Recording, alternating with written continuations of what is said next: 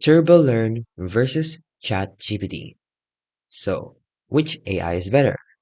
Well, Turbolearn is an AI learning platform built specifically for students. It uses AI to generate personalized study materials, flashcards, summaries, and quizzes based on your notes. So here's its cons. It's built for academic use. It converts a lot of files into quizzes and flashcards. It even has a clean and student-friendly interface. However, it comes with some limitations. They have limited outside school subjects. They also lack general purpose capabilities beyond studying. It's also not ideal for in-depth conversations or explanation-based learning. ChatGPT, on the other hand, is a general-purpose AI developed by OpenAI.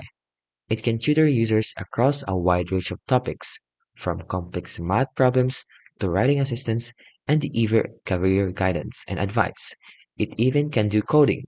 It's excellent for asking follow-up questions or getting custom explanations.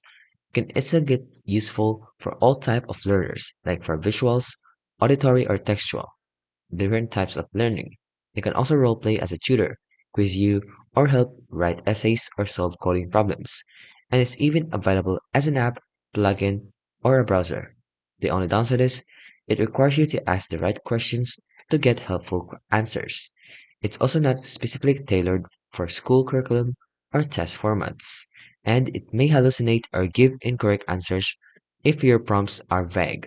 So in conclusion, Turbolearn is better for you if you're a focused academic tool that can take your study materials and turn them into quizzes or flashcards instantly.